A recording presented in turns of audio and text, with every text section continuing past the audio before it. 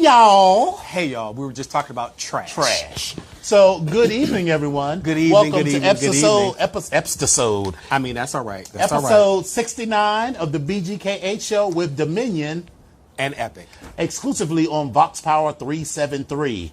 So, before we get into it, I got something that's about to change your motherfucking life. So, I need you to open your mouth, need you to close your eyes and open your mouth. And I'm going to put something in your mouth that's about to change your life. See, this is how Just really bad. Close your eyes. I just want y'all to understand open that your mouth. This is how a really bad 1980s porn movie has started. Exactly. All right. So keep your eyes closed. Your eyes aren't closed, honey. My eyes are not closed. Your eyes are not closed. Up. Wait a minute. Open your mouth.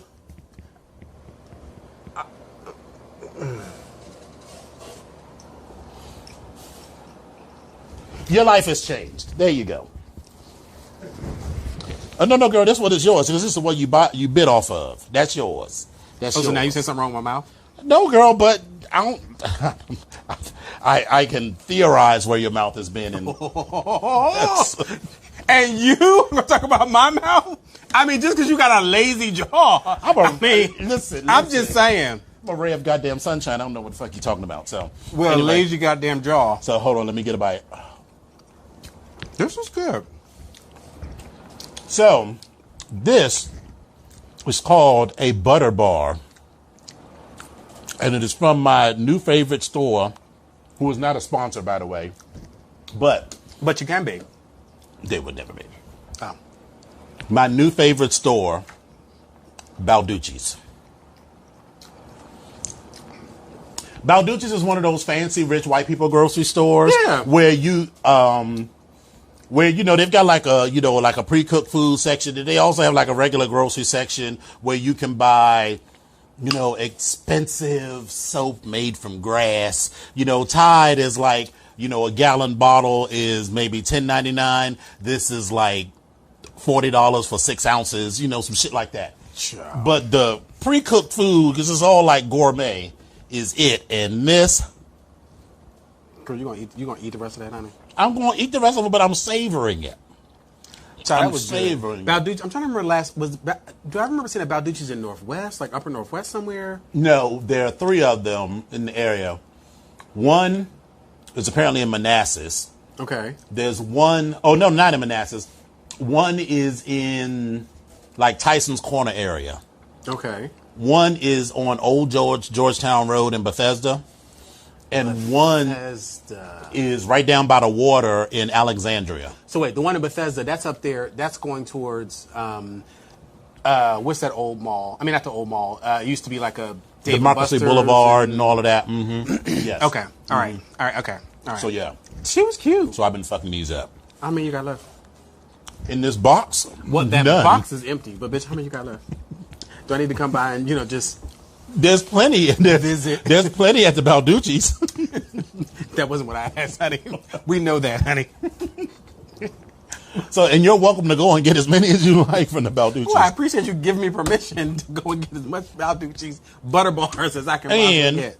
I appreciate that. Mm-hmm. This is how everything works. That's what friends do. That's how everything works. That's how it all works. Yes. Listen, BGKH, the blacks, the gays, the kinkies, and the humans, honey. Right. Listen, and we're here. Yeah. Right. There we go. Okay. So how was your week? That's why I bought you the butter bar, to get your spirit right. So let me just explain that while I was preparing to go out of town to Norfolk, shout out to Aphrodite and to K9, who came and met me. Had a really good time. Went to the damn Sushi King, which was actually pretty interesting. Like, I really enjoyed myself at this Sushi King place. It was really good. Like, I'm not a really big sushi fan, but I had a good time there. So anyway, and the company was there was great as well. Aphrodite was like a clown as usual, which I didn't really realize. And then you didn't know that? Oh my God, she's a mess, honey. In the best possible way. Yeah. I sent you that text message about the mess. Yeah, but so we'll chat about that. But anyway, that was hilarious. I'm only gonna say that was hilarious. Yeah, but so Anyway, that was a great time, and thank you all for coming out and supporting. Because I was happy to see some other people there. I was with my coworker who I like and I love to death. But at that particular moment, I was not in the best frame of mind. And let me tell you why. Okay. The moment I'm getting ready to pull out of my driveway, I was talking to my roommate. My roommate goes over to the mailbox and grabs some stuff out the mailbox. It was this very thick envelope, and it was addressed from Philadelphia. And I was like, what is this? With the bullshit. I was like, what is this? This is going to piss me off.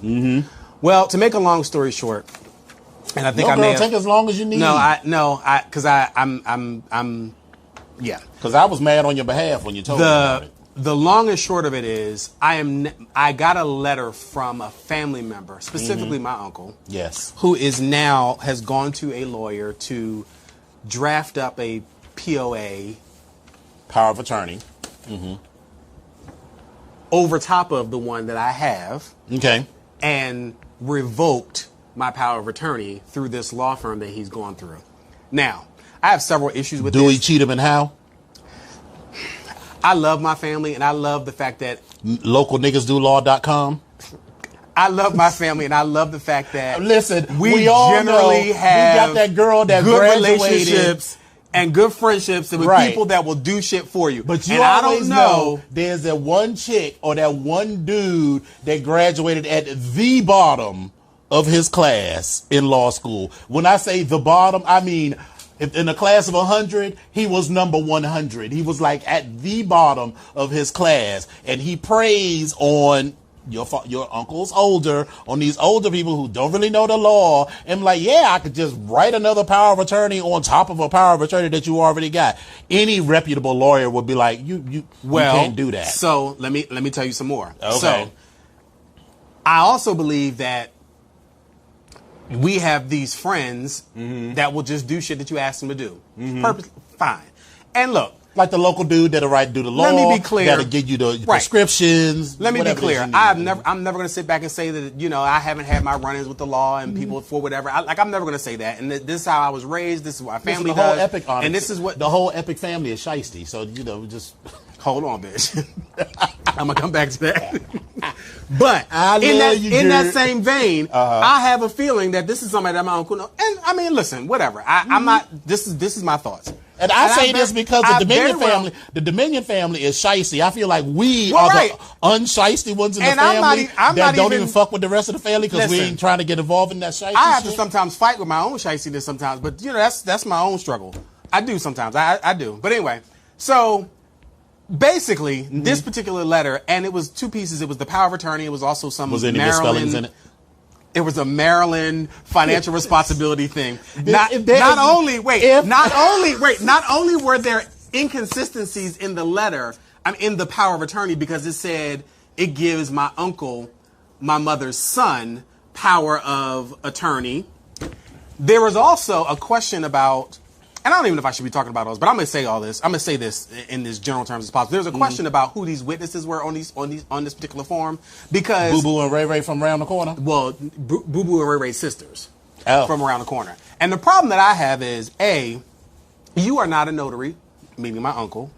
B, so it's not even a notarized document. She has never left the facility. And C, I remember when I went and had this power of attorney done, that I literally had to take my mother there with me to the lawyer and the president. You can't just sign. The witnesses that were there were actually employees that actually came into the room after he sat with my mother one-on-one and asked her several questions to figure out what the hell was going on and where she was and whether or not she really wanted to do this.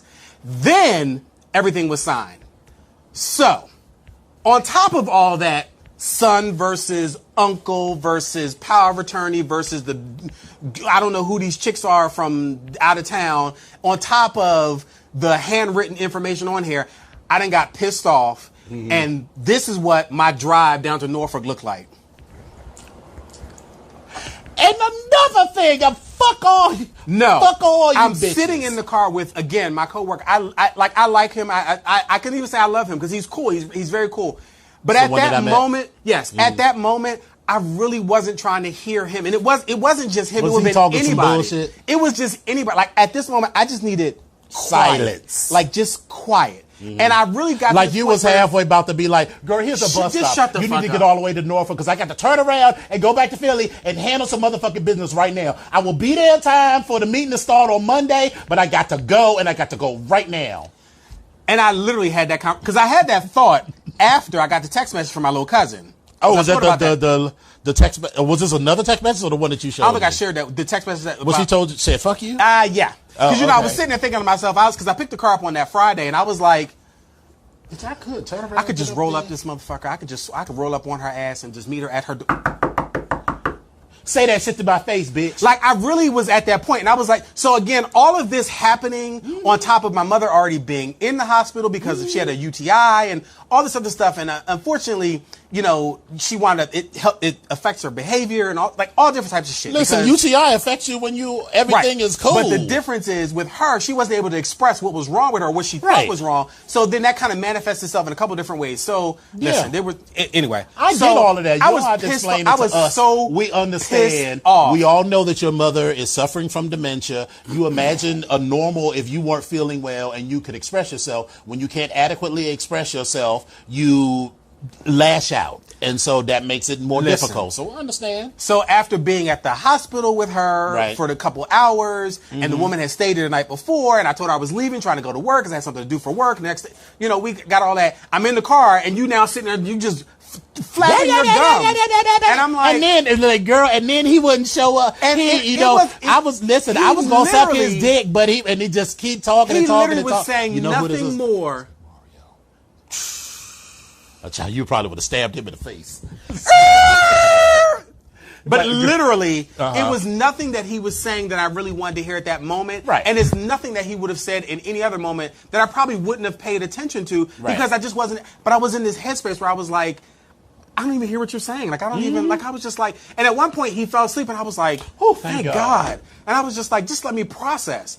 So, should have stopped at the bar and be like, how about you have like 10 drinks real quick? Listen, my ass was rolling down. I had this motherfucking Chevy Impala, it was Chevy Impala. I was driving, which was actually nice, but the motherfucking GPS system or the screen was just garbage. Like, you couldn't.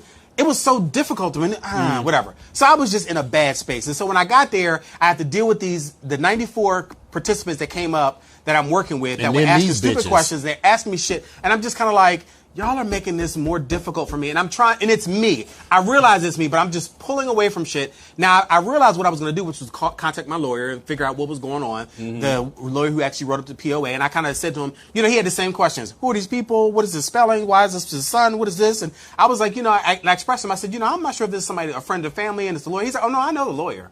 I said, oh. Okay. He said, but did you read anything in here about anything other than this letter saying that something's been revoked, whatever? And I was like, from what I saw, it didn't say none of that. He was like, yeah, so these are my rates. This is how much I charge, and I'll probably need about 2 hours. And so when you pay that, I'll go ahead and respond. I was like, so on top of everything else going on in my life, I now have to do that before I leave. So week, LA. Exactly. Because you're going to LA. Yes, I am. Yes. And listen, we had this conversation earlier via text message. You have this, but y'all have no idea of how I am at this particular moment. Like, I am so looking forward to wheels up, landing, being around people that I want to be around, not having to worry about anything in that particular moment. Right. And then, on top of everything else, taking my fat ass out on a boat so I can sit in the sun like a pat of butter and just spread. I don't want to do, like, listen, there's one or two things I want to do. I just want to sit down and do nothing. I just want to disconnect. Because when I'm on the water, guess what? I ain't got no cell phone service. I'm good. Like, look, the fuck I need to talk to anybody about. Listen, with the last cruise we was on, my little brother was like, well, I'm going to get in. How am I going to be in? I was like, girl, I go on these cruises so I can't be involved with bitches. So I'm looking forward to this. And so my week was just, and then on top of that, I had another program that we were dealing with at work that's now going to jump off tomorrow. And I was trying to plan with that. And I'm working with my boss, who is great at what she does. But she's that person that will just kind of say to you, So what about this? What about that? What about this? What about that? What about this? What about this? I got this. And I'm like, I'm good. This like, what ain't about the first time we've been doing this. So we do this and what about this? What about that? Have I ever not done this? And it's all these things. And I got this. In the process of me saying that, I did overlook something. I overlooked the fact that I was supposed to do something before I left because I was leaving. And if you hadn't been busy answering her fucking questions, you would have got everything. Not even that, but if I was in the office, because once I leave, because that's not in my pay grade, because for me to access my computer, my laptop, like that's not in my pay grade. I don't have a cell phone. I don't have, like, I don't do that stuff. Like this right here, there is nothing on here that says work that I'm ever going to access. You give me a work phone or work laptop, I will access whatever you need me to access. But this right here, no ma'am, we're not doing that. So normally in one of my checks and balances, because I go and check the system, do other things, I would have caught these things. But it's okay. As I'm doing my regular check and balances today, I found 3 things that were incorrect. I had to reach out to them and for tomorrow and do some other stuff. So I mean, it's okay. And I had a conversation with her saying, this is where I am. This is what has happened. This was my fault. So I take ownership of it. This is what it is. Like there's nothing to lie about. This is what it is. Like this is what I overlooked. So here's where we are. But everything else is under control. I'll see you tomorrow. Like that's where I'm at. So this week has just been really kind of fucked up. I was also talking to my cousin, who love her to death, and I'm not even sure if she's looking right now, but her husband. Not the one who said fuck you. No. No. Her husband, prostate cancer at a very far and advanced stage. They're basically looking at 5 to 8 years and, all types of stuff. And so, on top of her issues, on top of everything else, life is still moving. So she has her daughter that's still in college. Right. She had to drive to Philadelphia for a birthday party. And so she sent me a picture of her sitting there at the birthday party for her niece with a drink. And she's like, I am trying to smile and keep a straight face right now. Right. And I was like, oh, girl, I understand. Trust me. And look, I get it. Life goes on. And after all of that, on top of everything else, while we're having conversations and we were just catching up and showing what was, and letting each other know what's going on, she wound up being like the guardian angel or like the saving grace for me to actually be able to finish doing whatever I fucking need to do for this trip. So thank you, Cuzzo. Love you for that. But it's just been a fucked up week, and like I'm just and I'm at that not anxious point, but like. I don't feel like I'm gonna pull it together type of thing. Like, okay, well, I still got to do this, and I'm like, just stop, just relax, just take yourself, and it's gonna be fine. And I was like, all right, this is what it is. So listen, I've just had one of those weeks, but I'm laying low, doing nothing. I'm trying to stay focused because as I logged onto my account and it said you have 18 more days to cruise, I said, oh shit, I forgot about that. And I was like, yes! We are on the countdown. And then when I put my vacation in and stuff, I was like. My boss was like, you're leaving when? You're coming back when? She's like, that's a long time. I know. Yeah, girl, I'm going. Bye. Listen, them girls at work was talking about, so we're going to be in Denver next week for this thing. And then the week after, I'm going to come see you. And you get in Wednesday, right? I get in Monday. Oh, you're going Monday? Okay. Yes. So I don't get it until Thursday. Exactly. Okay. So, he was like, I'm going to come in the week of the 8th. I was like, the week of the 8th, listen, we done had this conversation like the week that I started, and I've reminded you many a time. The week of the 8th, I'm going to be in L.A. The week of the 13th, I'm going to be in the middle of the ocean. So it's not going to, y'all, airports still function while I'm not there. You might see me at this airport as I'm going out the door. Not even this airport. But okay, listen. Okay. Listen, so as far as my phone is concerned, Redacted Airlines pays me enough to have the email on the phone. Good for you. And just be clear. No, I'm just saying. Clear. During work hours, if I see some shit, and if it's an emergency, but the kind of job that I have ain't an emergency kind of job. And the thing, if they need me for some emergency situation, then the whole airport is fucked up. Right. Because I am not the bitch to call when some shit go wrong. That's not my function for the airlines. Wait a minute. So I didn't go into work on Monday because of the nonsense with the disruption of traffic and all that, the parade and the protests and all that stuff. So I was like, I'm not going into town. My phone rang at 8:30 in the morning. It was my boss who was asking me a question of where's the list for this particular. Like, girl, I was like, I am off, and I love her to death, but I was like, girl, I am off, and you're asking me for the.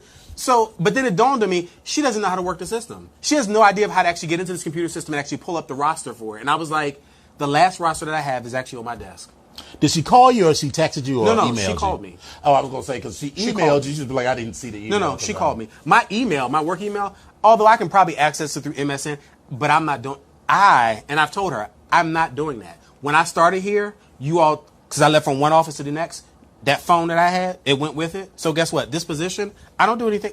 That's not in my pay grade. And the fact that I interviewed for the other position that actually has the phone, great, good for him, because he always answers email, my coworker. That's great, that's wonderful. But that's not in my job description. That's not what I do. Boom. And I love him for it, but hey. But anyway, but it's been a fucked up week. How was your week been? I have two pieces of advice. One, before you leave, you make sure that facility knows that she is not to leave that facility under no circumstances. And if you can do it, she's not to be alone with any of them people. They don't know I'm leaving yet, but I'm going to have to explain to them because I don't want them to call me about anything or any other nonsense. Well, you need to designate somebody that you trust. Right, I already have like your cousin or something. I already have that set up. Right. Okay. So we on the same page. B, you know what this is all about. And I've said this to you before. Nothing, I'm going to use language. Nothing gets niggas excited more than the prospect of some money or some property that they didn't have to work for. And we've already talked about the fact that what you're doing with your mama's house and you're trying to let that go and how these hoes was going to buy it and they got their shit together and everything. And so they trying to get everything under their name so they can take over Miss Mary's house and live there for free. And, they thinking, listen, I have listened to you talk about this. Listen, we are the same age. I know exactly how this goes. Your uncle is the same age as my uncles, and they always trying to pull a stunt or a scheme or something. When my grandfather died, they didn't report that he had died for 3 fucking years so that they could keep living in the house. Because listen, my grandfather bought this house in 1971. It was the mortgage on it was like $420 for this 3,000 square foot house in Capitol Heights and shit, so because if you had to put it in their name, that mortgage would have gone away and they would have had to pay for 3,000 square foot at the going rate. Probably at somewhere that like time. $2,000 a month. Right. And, so it was all of this foolishness or whatever. And anyway, so that was a mess. So those are my 2 pieces of advice. Yeah. Whenever they say is about your mama, don't feel like, there is no altruism here. That doesn't mean that your uncle doesn't love his sister. Oh, I'm absolutely. not suggesting that. No. I am saying that there is a great deal of self-interest in this. And the other piece of this is, and this is the other piece of this is when my interactions with them, I realize that they both become 6 or 7 or 8-year-old kids when it comes to their sister. Like, that's how they're acting. Like, they're like... Oh, because is she the oldest? She is the oldest girl. Okay. But one older and one younger. So that's how this rolls. Right.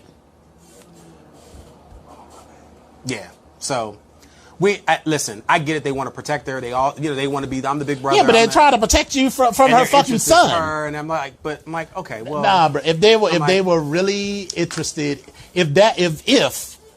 and listen, I'm on your side, and we could talk just like we could talk about my father and his uncle forever. If they had really been interested when she was living in Philadelphia, and you were like, why weren't you there? Right, when you were like, well, hey, can you take your sister to this appointment, whatever? Everybody was ghost. People's phone didn't work. No one was home. No one was available. But yet, they drove up. Right, took off time from work to drive up. So then you were like, well, fine. Since y'all want to do, I'm gonna take her down, put her down here where she's closer to me. And then everybody said, well, we'll never get to see her. Well, you never saw her when she was there, right down the street. So let's analyze this. There are 7 people. 7 people. One of them is not even a family member that may go and see her.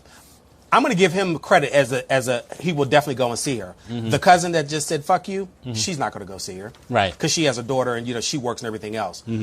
My other cousin, who came down to visit me, her and her sister, she does the same exact thing and cares for her. I mean, it cares for someone that has the same issues that she has. Right. So she's not going to go see her. But according to the Bible and her church and what she does, it's all about checking in with people. But she's not going to go see her. Right. My other cousin, who came down with her sister. They haven't really spoken in 11 years. So that relationship, while she's not mad and neither one of them are mad, we can count that out because she's not doing that. Right. The aunt, she takes care of my grandmother. So we already know that that's out. The uncle, which is the one who did this POA stuff, great. You want to put her some other place? Okay, great, that's fine. But remember, you can't drive at night, so you can't go see her at night. That because you said you can't see at night, right? That's what you said. You said you can't see at night. Which is why you could never come take her to appointments or do anything that was anytime after dusk. And the other uncle that's down here that's now 35 minutes away from her, he never comes home. So out of these 7 people, you have one that may go and see her. Right. On a regular basis. And he is not even a relation to her and will stop by and call her on a regular. I'm going to give him that. Right. So but anyway, we know that on some level this is entertaining to all of you, and that's fine. But this is also, life and some real bullshit. There are a lot of people who are our age, slightly older, slightly younger, and in some cases significantly younger. One of the unfortunate things is that we're all going to, at some point, not all, but there's a strong chance that you will have to take care of a relative. Yes. They may not have dementia. My father never had dementia, but he was just a cranky old man who never got over the fact that his marriage didn't work out. So he just let himself go and was slowly killing himself. Your mother or father or aunt or uncle or grandparent might be different, but you're going to have to deal with this. So learn from what we're going through. Listen, if it falls to you to take care of that person, please treat it as an honor. Do not treat it as a burden, because whoever it was that you're being asked to take care of sacrificed tons of shit for you. They could have been on cruises. They could have been doing all kinds of shit. And so now they need you to take care of them when they're helpless, just like they took care of your ass when you was helpless. So that's 1. 2, get all your shit together. Please, if get you your need a power of attorney and your paperwork, and get that shit while they are lucid. And, it's a difficult conversation. Have that conversation now about what they want to do when how they die. Want to do it, when they want to do it, who should be your alternatives, and talk about that openly amongst the family, and document it with a lawyer. Exactly. That's once you do that, everybody's on the same page, so all the arguments and stuff can start ahead of time. Right. That's it. And as far as listen, most funeral homes while they're alive, you can pay on something. You can pay like $20-$30 a month or whatever, pay it out of their Social Security or their retirement or whatever, so that you would at least be halfway or 3/4 or all the way paid when they die. And then the benefit of that is that you already know exactly what it is they want. They've already paid everything. And first of all, if let's say you do that now and your grandparent doesn't die or your father doesn't die for 20 years, you've already locked in. I mean, I hate to make this like a financial calculation, but it is. You've locked in a casket in 2039 at 2019 prices. That's already paid for. And they got to give you that. Because you've got a contract that says this is what we're going to provide. Yep. It comes down to that. Because listen, you don't want to be like me and my sister were. Luckily, me and my sister were kind of were tight about it. And we were both on the same page. It was like, but why are we spending like $10,000 on a casket? We ain't doing none of that. Yeah, what's the least expensive casket that we can afford that don't have him looking like Boo Boo the Fool? And we agreed on, and that was still $3,000. So listen. Have all of these discussions. Talk about it openly. Yep. If it falls to you, get your power of attorney. And listen, there's no such thing as canceling out a power of attorney just by writing a document. But there is the possibility of a dual power of attorney. It is a possibility. But that only person that can do that is either the person who has the existing power of attorney or the person for whom the power of attorney has been written for. So if they were lucid enough to say, I want these 2 people to handle it, or if they're able to prove in a court of law that there has been abuse or fraud or something by the current holder of the power of attorney, then you can do that. But you just can't get any old lawyer, Joel Niggerstein. We'll write that down. Joel Niggerstein. Joel Niggerstein on the corner to write any old power of attorney. And listen, spell the documents right. If it's spelled right, I'm just gonna be like, this is bullshit. So anyway, so the only thing exciting I did over the weekend, because I purposely was like, this is a quiet ass weekend for me. I did a float on Sunday. Oh, and the thing again. Yes. Okay. Oh, it was lovely. Oh, it just felt like. It just felt like. It's like, who can say what? So I was like, yes, I still have one more in the package that I bought. So I'm definitely going to be using those whenever I need to like de-stress or just, relax and chill or whatever. So that was about that. Other than that, I am prepping for this motherfucking cruise and this trip because I'm gonna be gone for 2 weeks. In fact, now is as good a time to tell you that after today, because I'm gonna be in Denver next week for work. Oh yeah. So after today, we will not be back until October the 23rd. Well, wait, we have the 2nd. That's when I'll be in Denver. And then the 9th. Oh, that's right. And I'll be in LA, yeah. We'll see you on the We'll see you on the 23rd. Yeah, we'll see you on the 23rd. See you on the 23rd. Listen, and when we get back on the 23rd, we will have a lot. This is going to be at least a 2-part episode because we're going to have a lot to talk about. We're going to have some remotes because we're definitely going to do some. We can talk about that. We're going to do all of that. So let's start. So Al Brister, my line brother, one of our brothers, Sean, who is a sex positive educator, and I love him to death. He is very heavily into Oxy.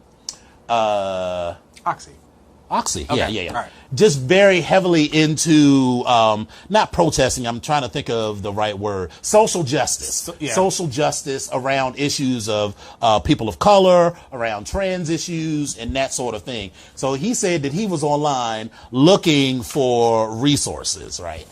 And he said he wanted to find some education on the BDSM community. Not that he can't get it from Onyx, but he just wanted to get some more. Yep. So he found this thing called Princeton BDSM. I'm gonna let you go ahead and start on this one because I this part right here, I want to go over that part right there. Yeah, I'll start with here, and then you can go here. Yeah. All right. They call themselves, it's Princeton BDSM, the Ivy League of BDSM. We are an Ivy League of BDSM. We live the lifestyle as a therapeutic practice, taking a holistic approach. We approach BDSM as a path of personal growth and empowerment. We are vegetarian, gluten, caffeine, nicotine, and alcohol free. Pause. Immediately, I'm out. Yep. I'm out. Immediately. No meat, no liquor, I'm out. No meat, no liquor, I'm out.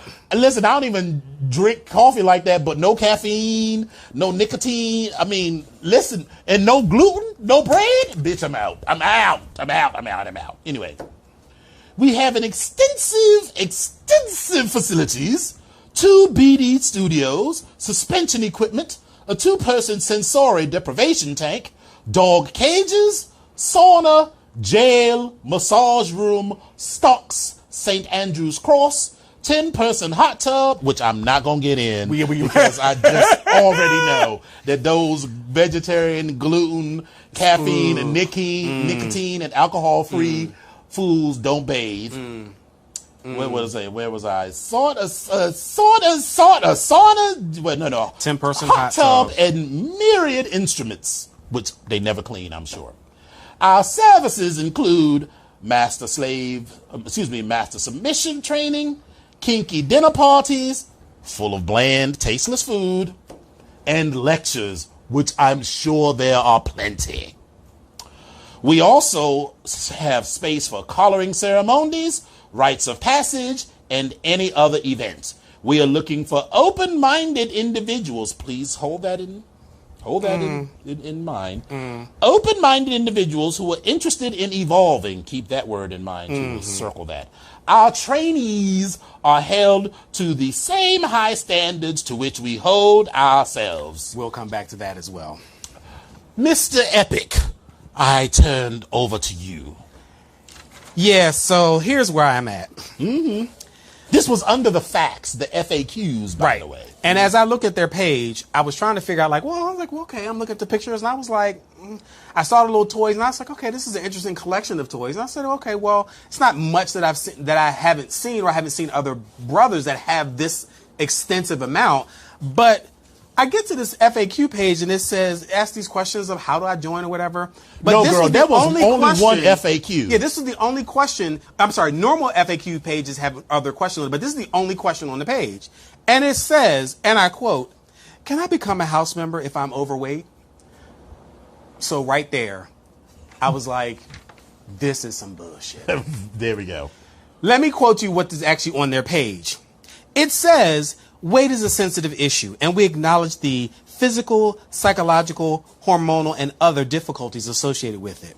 While we prefer a healthy, fit, thin, and curvy female, we will accept others only if they are willing to change their food habits, addictions, allergic reactions, inflammations, obsessions, compulsions, etc., while learning from us. Let's stop right there. You said a healthy, fit, thin, and curvy female that we will accept. That's a lot. Healthy, fit, thin, and curvy. So you have this Jessica Rabbit fantasy of this perfect little submissive so that whole combination woman that you were looking for. And listen, I'm not suggesting that those kind of women don't exist, but you're looking for a fantasy, not a real woman. And for me, you just said female. So I was like, oh, I'm out. So, I mean, while I appreciate the human body and the female body, that's it. It's just females. Okay, well, I mean, all right, cool. But again, and so you're only saying you but you specifically say females only. So you say your services include master submissive training. So that's not necessarily just this. So you, that's not what always, does this got to do? Right. So I don't understand what healthy, I guess, but healthy takes a range of terms anyway. Finish. So then it goes into. Can we pause also on if you're willing to change your food habits? Okay. Your addictions. Okay. Allergic reactions. Bitch, how the fuck are you going to change an allergic reaction? Shrimp. How are you going to change that? If you put shrimp in my plate, listen. So this is for women. So I am only like allergic to shrimp. My sister, if you fed her shrimp, she would die. Listen, but she got to change her. But she got to change her allergic reactions. As well as her inflammations, obsessions, compulsions. Do you understand what an obsession or compulsion is? An obsession is fit, healthy, thin, and curvy to the exclusion of all others and trying to fit some bitches into the mold. And so can I interject here? When you go to the pages, listen, we are all beautiful in the eyes of God. Absolutely. All beautiful in the eyes of God, but sometimes only in the eyes of God. How are you... let's just assume that we're going to accept for the sake of this argument that healthy, fit, thin, and curvy is beautiful. So if you are asking for filet mignon, how are you not even going to look like chopped steak? I'm waiting. I'm waiting. You already know from this description what these dudes look like, and they do not look. Listen, this ain't no Jamie Dornan or whatever the dude was who was in 50 Shades of Grey, who was not a halfway decent looking dude. First of all, none of these dudes are billionaires because, billionaires cover up a whole lot of ugly. Yeah, they do. But they're not billionaires and they don't look like that dude. No. So, but they want all of these beautiful women to come and flock to them. This sounds like some old bullshit. But you're going to end up locked in this fucking dog cage, starved to death. But it gets better because they also say, all these inflammations, obsessions, compulsions, etc., while learning from us. And then they say, and please don't use the genetic excuse. There is no such thing in addictions. There's no such thing in addictions or obesity. As a matter of fact, genes are now known to respond to the internal and external environments you give them. They are not the masters of your fate. You are. That's hotepery right there. That's white hotepery right there. Now, to say that your genes respond to an external stimuli? No, girl, that's not how genes work. You may choose to respond to an external stimuli. You may choose to ignore the stimuli, the signals that your genes are expressing, but you can't change what your genes are doing. You most certainly cannot. But this. You can do gene therapy, but they ain't talking about gene therapy. They're not talking about having you go and injecting you with some shit and getting rid of your sickle cell gene and replacing it with a healthy gene. They ain't talking about all that. They're talking about you getting skinny because they say get skinny. And if that shit worked, then I'd have never been fat. And as a person that goes up and motherfucking down, and I'm still on the upcline at this particular point, fuck you. That is exactly what fuck you. That is my commentary on the Princeton BDSM. Fuck you. And this assumes that one wants to be the Ivy League of something. So when I first saw this, I was like, so... Are we still talking about this? Oh, because I just wanted to get this in because I thought it was a cute all right, thing. I'm sorry. I said the Ivy League of BDSM, so does that mean they pay twice as much as people do for regular BDSM, but they're half as competent? Thank you. Good night. So, as I go on to the next page, I read that. So, okay, right now, I'm trying not to give too much light to this story, but I'm going to go ahead and bring it up. So, right now we're in the middle of, or the beginnings of, an impeachment for Trump. Our president. This is what we got going on. Mm-hmm. I came across this very interesting article in the New York Times, and it was online, talking about why Trump, because, listen, we all know he has done some asinine things. He's done some childish things. He's done some thievery. He's done some trickery. He's done some lying. He's done all the above. Mm-hmm. Let's keep in mind that he has a cabinet that is set up, and also not just from his cabinet, because Mike Pence is not the first choice of anything for me. At all. But there are other things that are coming into play, and there are other things that will be affected if this impeachment process, because it is starting, goes through and he is impeached. So this interesting article that I found the author was Frank Bruni, and it was in his free weekly newsletter. And it's a very long article, but these are just some of the things I just highlighted from this article because I thought it was just amazing. So it said, from the moment that Trump stepped into the office of the presidency, he has degraded it with words that a president has no business speaking or tweeting, with ceaseless lies, with infantile and often unhinged behavior, with raging conflicts of interest, with managerial ineptitude, with a rapacious ego that's never sated. Jesus. Mm-hmm. And whoop. Yeah, you got it. There we go. Okay. Yeah. So that's there we go. Back. There we go. And with foreign dealings that compromise America's values, independence, and interests, how can principled lawmakers not tell him in the most emphatic manner available that enough is enough? But there's no way to say what happens now that a formal impeachment inquiry has been opened. I'm skipping through and I'm reading parts of this. Any scenario is possible, including one which impeachment redounds to Trump's benefit and increases the chances of his reelection, because he paints himself as a martyr, eludes conviction in the Senate, frames that as exoneration, and watches his fans mobilize and turn out as never before. And a second Trump turn would just be the sadly suboptimal byproduct of a noble stand. It would be disastrous. Now, okay. But hold on. Now, but while an impeachment's impact on November 2020 is unknowable, its effect on us as a nation is almost certain. A dangerously polarized and often viciously partisan country would grow more so, with people on opposing sides hunkering down deeper in their camps and clinging harder to their chosen narratives. So these people that you are actually working with that feel that they can come out and say whatever they want to on the sly and trying to get a little bit of base, they're going to wind up doing a little bit more of that. So just keep that in mind. Impeachment should terrify you because it would mean a continued, relentless, overwhelming focus on Trump's lawlessness, antics, fictions, and inane tweets. He would win in the short term, and all Americans would lose, because as long as most of the oxygen in Washington is consumed by the ghastly carnival of this barker, there's too little left for the nation's very real problems and for scrutiny of his substantive inadequacy in addressing them. I have thoughts. Do you have thoughts? Please jump in, because there's last three pieces I'm going to read. My thoughts are the following. Sometimes you got to kick a little ass to get some respect. So that's to start. The problem is that, so you know how you deal with a bully? You cannot let a bully keep fucking with you. At some point, you gotta be strategic about it. Learn this lesson from a Young Dominion. Young Dominion was a lovely, happy, roly-poly, person who didn't seem to let anything bother him. And people assumed that because I didn't like to fight, that I couldn't fight.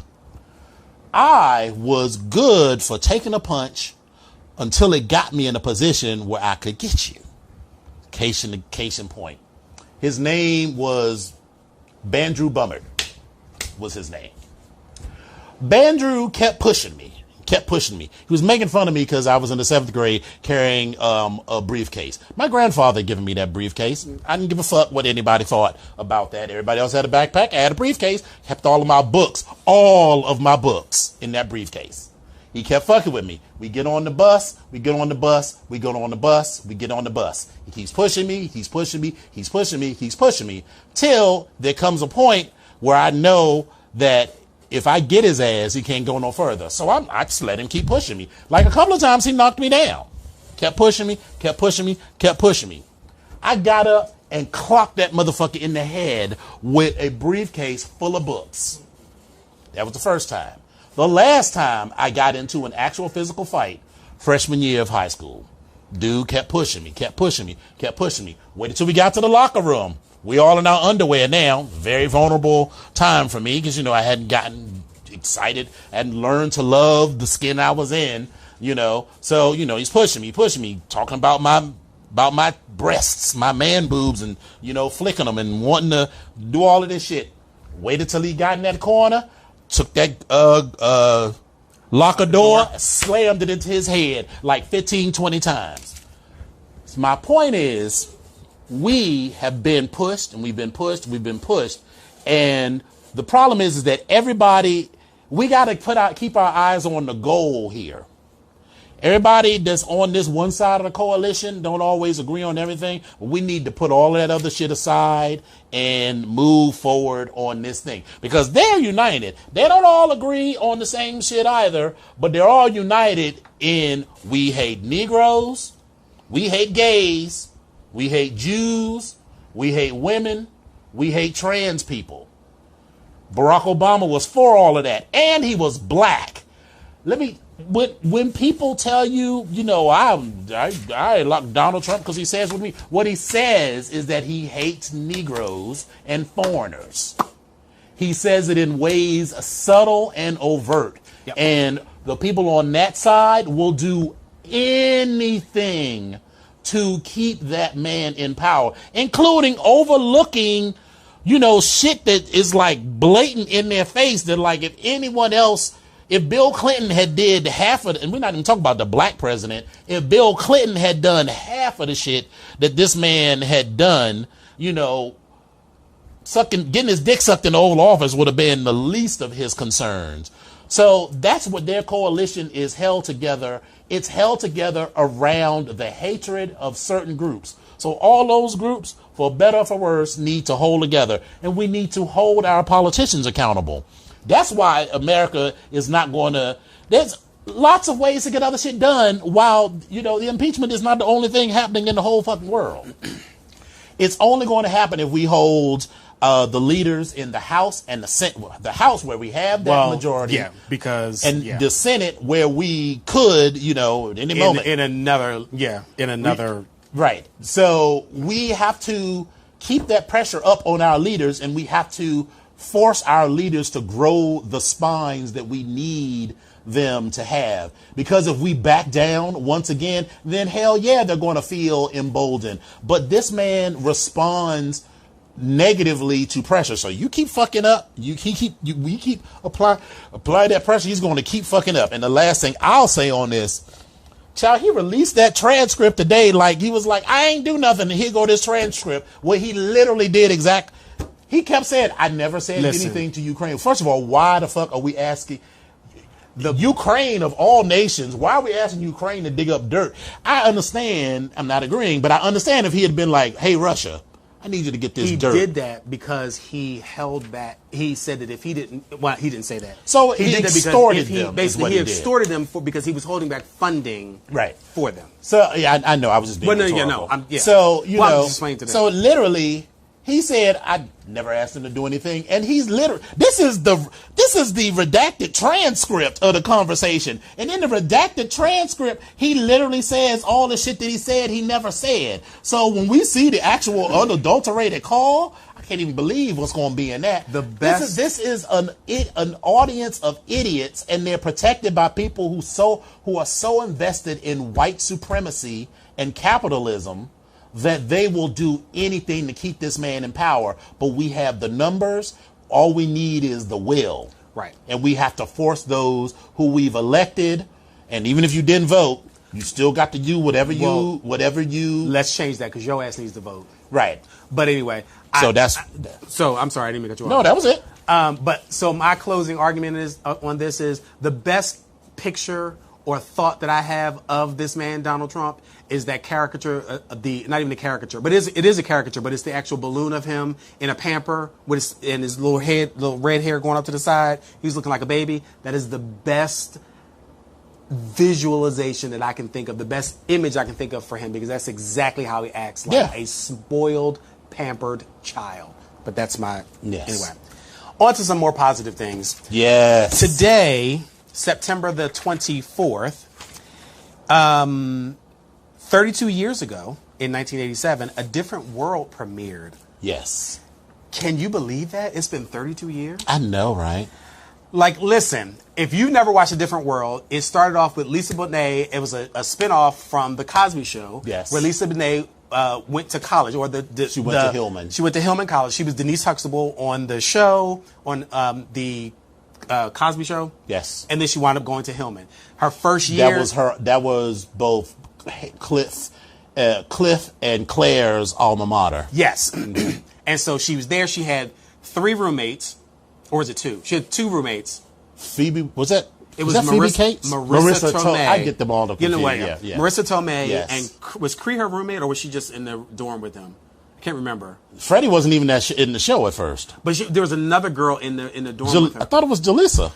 Oh, Jaleesa, that's right. Yeah, so Jaleesa. It was Jaleesa. So it was Marissa and Jaleesa, Marissa Tomei, and Sinbad Dawn played Lewis. like the Sinbad was the dorm father or dorm, whatever. Yeah. And so listen, let me be clear. The first season was a little. It was. But they rewrote it, and so the first season they didn't have Debbie Allen involved. No, they did not. And then after the first season, when they realized this shit wasn't working, Bill Cosby fired all of the people, not fired, but he got rid of like the writing staff and everything, brought in Debbie Allen, because I don't think Bill Cosby actually went to a black college. I think he was supported. Listen, we're not talking about Bill Cosby now. No. We're talking about Bill Cosby. He went to like Temple. He went to Temple, but I think, well, I feel like he was a supporter of Morehouse, but I don't think he ever went to He was a big supporter HBCU. of Temple. I don't know if he went to Temple or not. I know he went to Temple. I'm pretty sure he didn't go to an HBCU. No, he didn't. He didn't go to HBCU. And so HBCU. the point is that they needed somebody who actually went to a black school to lead that show. Yes. Debbie Allen went to Howard University. Yes. Her sister, who everybody don't know, Felicia Rashad, Felicia Ayers Allen. Well, yeah. Debbie Allen, Felicia Ayers Allen, right. Both alumni of Howard Mm-hmm. University, so she was able to bring in. And Miss Felicia Allen at that time, she could dance. Yes. As well. And so she brought in an entirely different perspective to the show. And as our brother Elimination was saying earlier, that was responsible for a lot of people between 1987 and 94 when the show went off the air. That's the reason a lot of people went to HBCUs. I know college and HBCUs in general, period. Because, both of my parents went to Alabama A&M, but it was no way in creation. I was going to any school in Alabama. Yeah. None. Have fun with that. None. But I did go to Florida A&M University, and, so I can credit A Different World directly with my decision. And I remember in my freshman class, there was a lot of people that were like, I'm here.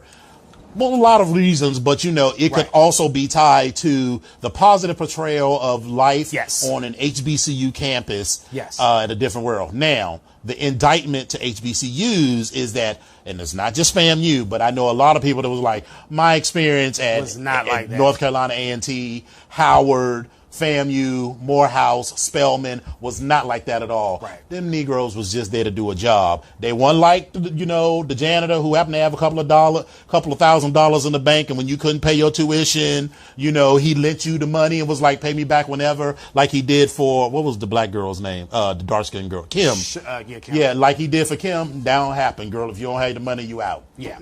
They were listen, for me, and I did not go to HBCU. I went to University of Pittsburgh. And Duquesne. That was for graduate school. That was for graduate school, yes. Mm-hmm. But that time frame, it was amazing. It was absolutely amazing to be a black kid going away to college and to come home to these positive images. On top of, but I'm gonna tell you what actually sold me on college all the way around was School Days. Of course. Listen. School Days, I was like, bitch, we about to go and party and bullshit and have us a good old time. That was like that because we went at the same time. Right. That movie came out. We were in 10th grade. Was it the 10th grade? 10th grade. 1980. I feel like it was. Well, I didn't go see it until 10th grade. It was. I feel like it was later than that. In fact, it may have come out the summer in between our 9th and 10th grade year, but I think it was. I thought it grade. was 10th. I think 1985. Really? Whenever it was, I just remember my freshman year of college. We must have watched 1988. Okay, I was going to say because I felt like it was later because we must have my freshman year of college. I remember. I know I saw it in 10th grade because I went. It started in 1988. It couldn't have, that wasn't 10th grade. That was junior year. It was building up. You know how to go through like the small film festivals and I went to go see it at a very small. I only saw it in the theater, and I remember because like 30 of us went to see it, and there was so many of us that we were like sitting in the aisles in the theater to see this. Remember that theater? You know that theater in Marlow Heights? That's like the hood theater. Yeah, they used to be the joint to go to. I just went over there the other day to go see something, but I got pissed off. But they used to be the spot to go to. And remember, we were sitting there watching it. And yes, School Days. My freshman year, we used to watch that movie. We watched that movie at least February of 1988, once a week. And I remember it because all of the RAs were alphas. And so they were watching it, they would turn up the sound, I'm doing this for the phone, don't need nobody trying to come and calm yourselves. They used to turn up the volume, during that part, and then they, start doing their chants and stuff. I was like, girl, we're trying to watch a fucking movie. Listen. Anyway, so yeah. But anyway, so shout out to all the stars of that: Cree Summer, Jasmine Guy, Sinbad, Daryl Bell, Jada Pinkett Smith, Dawn Lewitt, Jennifer Lewis, Lisa Bonet, Glenn Turman, Kadeem Hardison, Charnel Brown, Marissa Tomei, Loretta Devine, Karen Molina White, and Mary Alice from The Matrix. So, and there were several other people as well, because there were several other. Who was Loretta Devine? Loretta Devine was on the show for a minute. She actually played. She played not the mother. She wasn't the dorm mother. I think she was. She was a dorm mother, and I think then after her, then Jennifer Lewis came in. Well, I don't remember that. Jennifer Lewis. I remember Patti LaBelle. Jennifer Lewis was the dean because she was walking around like you're on. No, list. That was Jennifer Lewis. Right. Patti LaBelle played what's name's mother. Played Dwayne's mother. Yes. And was it Diane Carroll? It was either Diane Carroll. It was Diane Carroll who was Whitley's mother. Yes. Mm-hmm. So yeah, but it was a great, and again, positive images of black people. It was amazing. So thank you for that. And lastly, we want to give some shout outs. We want to congratulate our brother Tiger Onyx of Onyx Great Lakes, who is Mr. Michigan Leather 2020. Did you see the picture that Ken posted with the grandbabies, and they had Tiger's black ass face on this white baby? It was like, my grandbaby. It was hilarious. Not at all racist or anything like that. He was just showing it was his grandbaby. It was hilarious. Okay. Hilarious. And we also want to give shout outs to our newest brothers of Onyx Deep South, Tenacious Onyx, Pusscat Onyx, Circus Onyx, and Teray Blade Onyx. Also, our brothers in Onyx Midwest, congratulations. Our pledges for Onyx Midwest, congratulations. They did their demos. SoCal Southwest chapter celebrated 4 years. Yep. And, I'm going to give them a shout out, but I'm also going to throw a little bit of shade. Mufasa Ali on the cover of the Leather Journal. That bitch stole my look. Did you see that? Did you see that bitch in there with that crown cocked at the angle? I was like, and with his arms crossed, I was like, that bitch stole my look. Listen. That bitch stole my look. We will be on the boat. Uh-huh. Listen, I won't throw that bitch off. But listen, I will not throw that bitch but off. here's what's going to happen. Your front row tickets to the Wet Pocketbooks reunion cruise, you might not be in the front row. Now your husband, we're going to put him right in the front row. Your husband can come right in the front row, but you might not be in the front row. Steerage. I'm just saying. Way in the back. I'm just saying. Way in the back. And last but not least, Onyx Mid-Atlantic, our chapter, has actually opened applications for new pledges. So you can go onto our website and actually look at that information. That's www.onyxma.com. And we will look forward to seeing you out there. and getting to know the brothers. So, but anyway, we've took up a lot of your time on the airways, and we are out of time here. So, the BGKH Show streams live on Wednesdays on VoxWave.com, 8 to 9 p.m. Eastern, 5 to 6 p.m. Pacific. Episodes are available on YouTube every Friday. You can search for Vox Power 373 and look for the BGKH Show with Dominion and Epic. Currently, we're able to host a live studio audience. If you can't make it and you can't be in our audience, you can always give us a call. The number is 240-719-2560. One more again, that's 240-719-2560. And if you cannot call in and you can't make it and you can't view us online, you can always reach us on all of our social media pages. Yes. You can reach me at Epic Onyx on Facebook. If you search for that, you can also find me on Instagram at I am Epic Onyx, and you can find me on Twitter at Epic Onyx1. Dominion, how can I reach you? At Dom Onyx on Twitter and Instagram, Facebook.com/Dom Onyx, and www.domonyx.com.